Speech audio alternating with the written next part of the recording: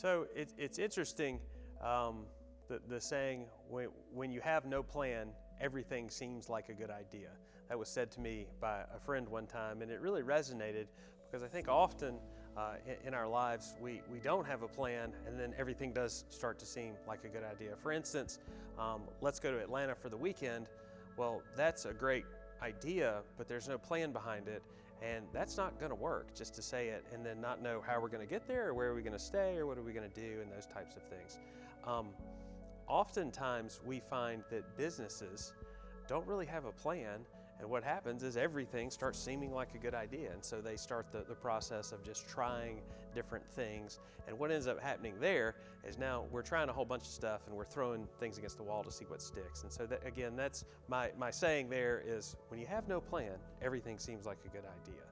I think it's very important for businesses to have a framework to evaluate their ideas, or a lens to look through, and that will really filter out, because ideas are great. You're going to have tons of them, hopefully all the time in your business, but without a framework or a lens to kind of evaluate these ideas through, there's no way to really focus on what matters. And then it goes back to a lack of a plan, and then just trying stuff. And every good idea, every idea becomes worth considering, and then the good ideas may not necessarily come up to the top. So what I really want to get into is discussing some examples specifically related to technology planning in businesses, and how not having a plan turns everything into a good idea, and how as a business you can have a plan and potentially avoid that issue.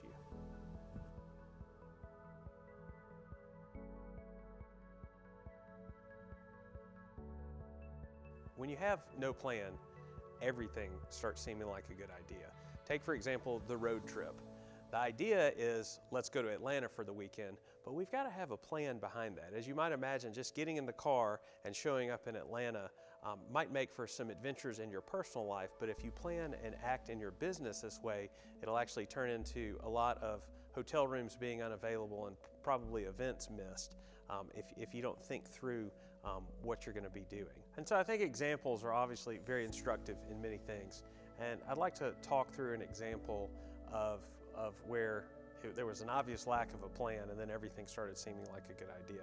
So we get the call, which happens occasionally, we get the call that, hey, this Office 365 migration has gone completely sideways and we need help.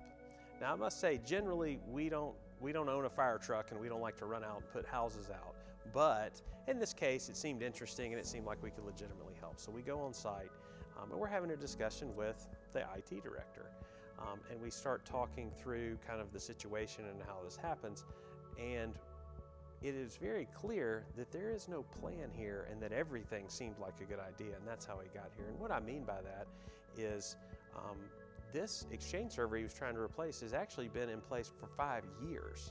And so I'm going, okay, so you've been here for 5 years as the IT director? And he said, yes. And I said, well, why are we just now waiting until the hard drives are filled up and the actual hardware its own hasn't been refreshed? Again, lack of planning, and now it's a crisis, but this didn't happen in a week, this happened in 5 years, and you've been here the whole time. So talk to me about that. Well, we didn't have any funds available to do the migration, which was very interesting to me, because I noted on the way in, I like cars, that there were 2 Porsches and a Cadillac, all seemingly pretty new, parked out front.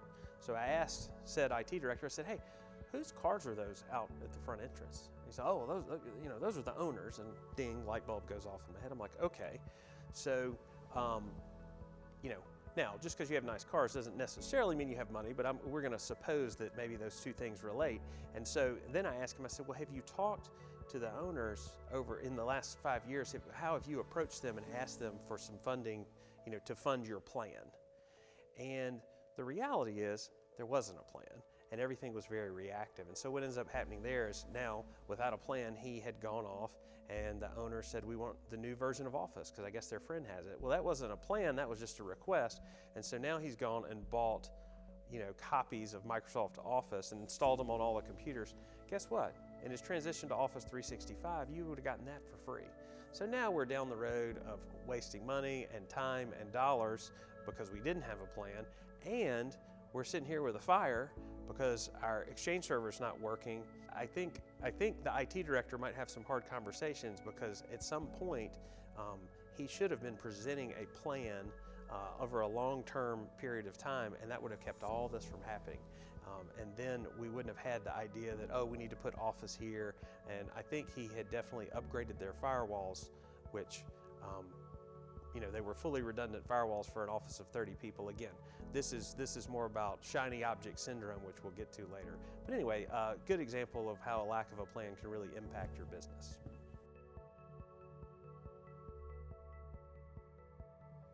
So how do you know, what are the signs that you look for to figure out if you don't have a proper technology plan in place for your business? The easiest one to spot, I think, is your day-to-day user experience, which means if you have multiple logins and portals and 5 different places to log in to get customer information, and the phone system doesn't talk and sends you just simple things like voicemail to email, and to get a new user set up takes a week, I think that's probably a very good sign, an outward manifestation of a lack of planning.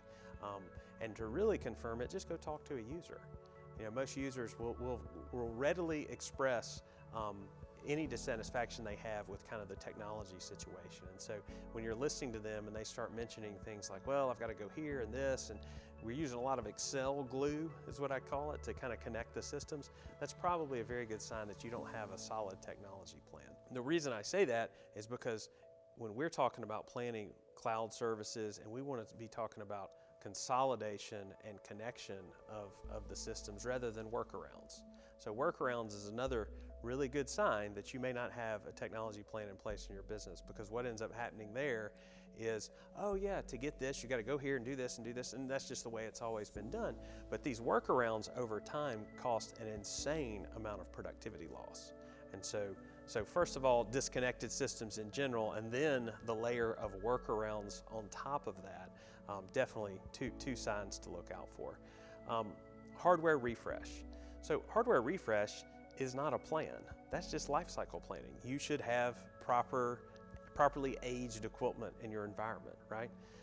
So from that perspective, hardware refresh is not a plan. So if your IT department or provider is really heavily saying that their plan is really more about replacing equipment, I would suggest that that's not much of a plan. That's just kind of day-to-day housekeeping items. So if you're really getting a lot of hardware refresh focus, that's probably a sign you don't have a great plan.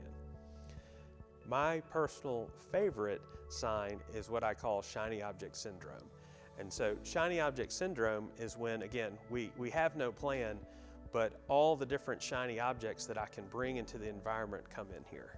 And I think we all very clearly have seen someone who does this, but specifically a unique instance of shiny object syndrome happens in the IT department. And things like, well, why does this firewall cost $10,000? Oh, because it'll launch the space shuttle and it's triple redundant, it'll do this and that, and it's like, okay. And then in the meantime, the switch gear, which is arguably probably the most core important piece of your network, it's 10 years old and nobody ever thought about replacing it because it's no fun. It's not very shiny, it's not very exciting. So shiny object syndrome is a real thing. It can lead to things like brand new, $15,000 servers, when the reality is you should have looked at what was going on and then just moved it up to a cloud service, saving the capital investment and also the headache of having to refresh this server on an ongoing basis. So be careful if you're getting a lot of requests for those shiny objects. Shiny object syndrome can really affect your business in many ways, and also is probably a lack of a plan for your technology.